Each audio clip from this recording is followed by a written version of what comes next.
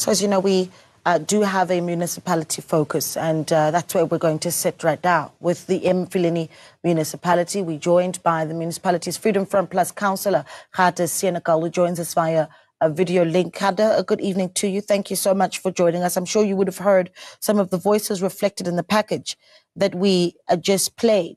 Some concern by stakeholders that if nothing is done, Emfuleni municipality will reach a point of no return. I can't imagine what that actually means and what it looks like. But let's start with this.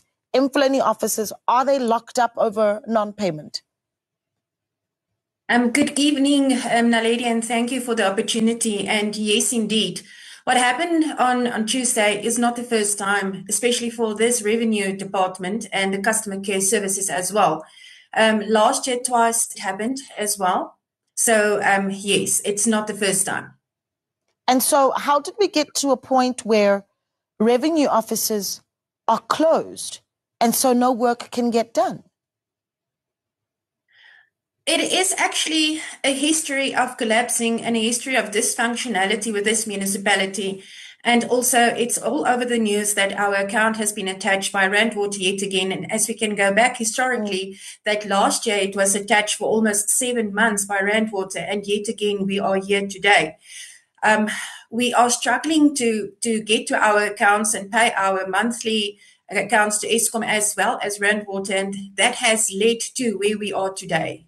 Yeah, your understanding of what is actually happening with the Randwater bill. We have one councillor there that we heard in the package saying that, well, at this point, some of that debt is being written off. Is that correct? Technically not quite correct. In the previous months, Randwater came out and said that we actually owe them 1.7 billion, and historical debt of that 1.7 is 1.3 billion.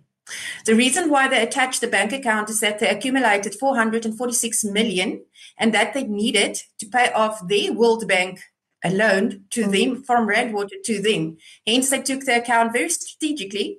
And yeah, that's where we stand. We actually owe them just 1.3 billion currently. So no, it wasn't written off. It's still not going to be written off.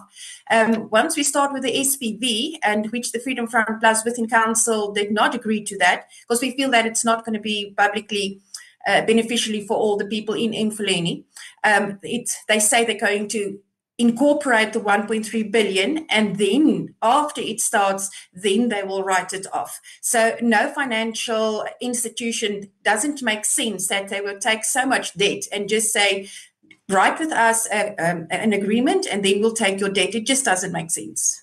Yeah, because I mean, there's a lot to be said here. You've got ratepayers, for instance, that my colleague spoke to there, who says, well, we've been paying our rates and taxes, so we should be having services. Where did the money go? So I think what I want to sit with is, from a Freedom Front Plus's perspective, your understanding of ratepayer behavior in Emfuleni.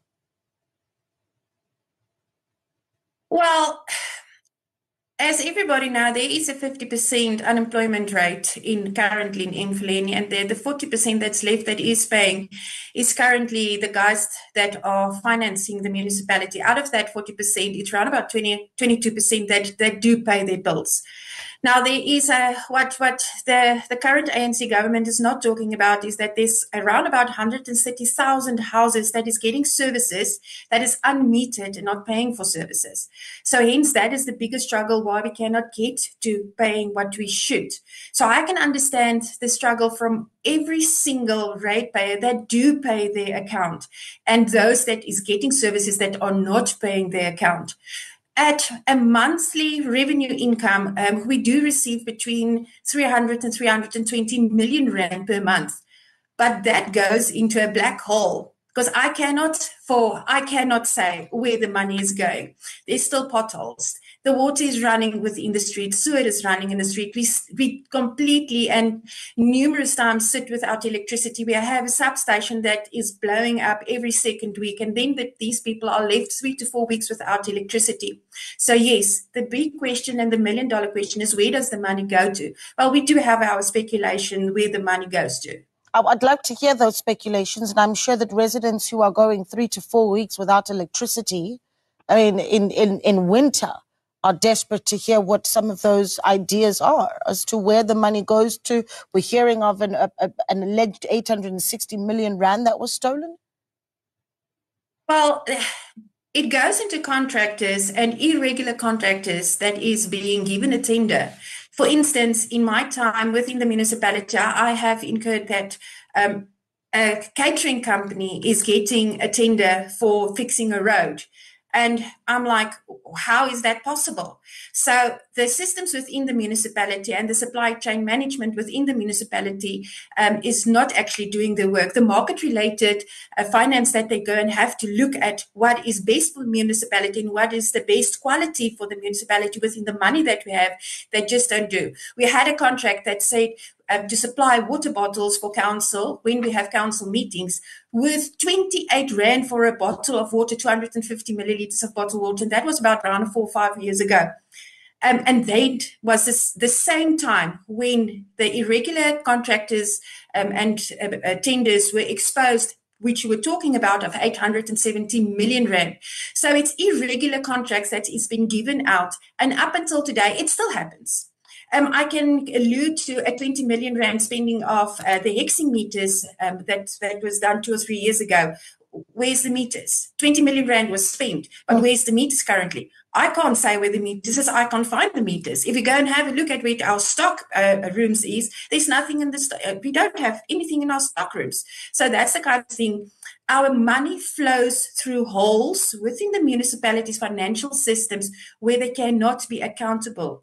It's orchestrated chaos from the ruling party and taking money where it should not be going.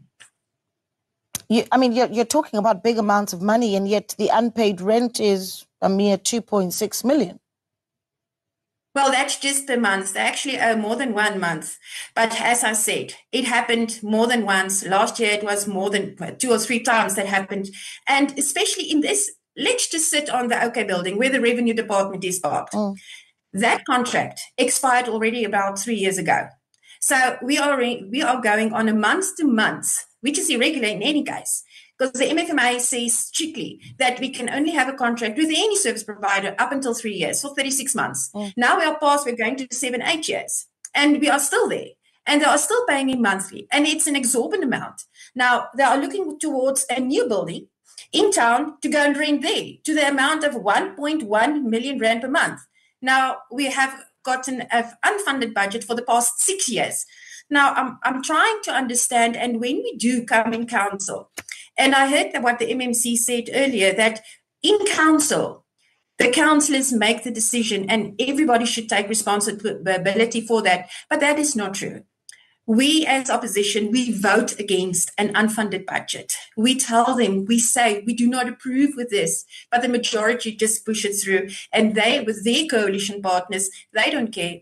They just push it through as long as they comply, because we vote against non-compliance. And currently, this is non-compliance going on within this municipality. Yeah, well, stakeholders are describing a desperate situation at the Emfuleni municipality. Who needs to do what? Who needs to step in? And we're talking about urgently, right? What needs to be done quickly? Well, we can say that provincial and national should step in. Well, they had their chance in 2018 up until 2022. Nothing happened. We went from good to bad to worse. Currently, we're half sinking ship. Last week, they were here. They heard from COCTA, National Treasury sit in a meeting. COCTA had to give them a report and say, what went wrong? Well, everything went wrong.